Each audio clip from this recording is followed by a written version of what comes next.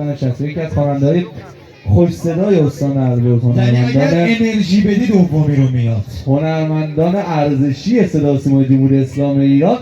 یه دست جانانه به افتخار پوریا مهدی پور. بعد پوریا جان مرسی، خوش اومدی، خوش اومدی. تنهات میذارم با مردم عزیزمون. پوریا مهدی پور.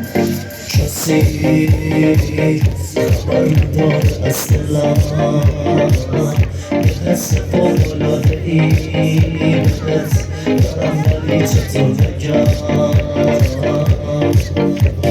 احساسم این روزا خیلی پیچیده‌ست، بهتر از لبخندت یه چیزی هست. احساس آرامش، حسی که میخوامش، حسی که دوست دارم.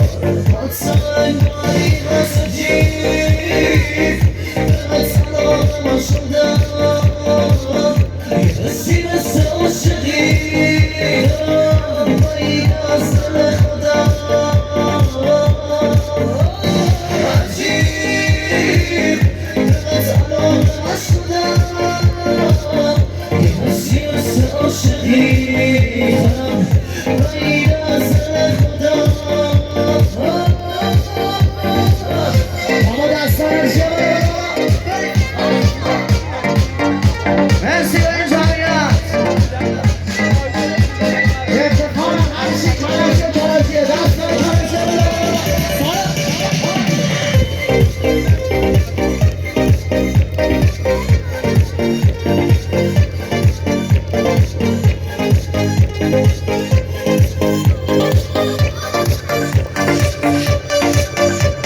کسی خبر ندار از دلم، این روزا خیلی عاشقم، بعید از دل خودم.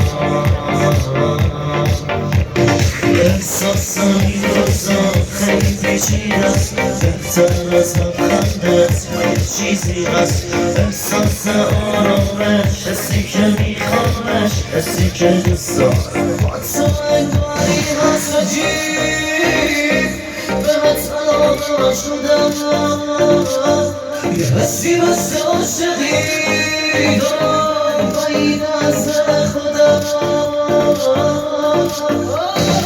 عجیب، به تنها شدم، یه حسی مثل عاشقی دارم، بعید از دل خودم.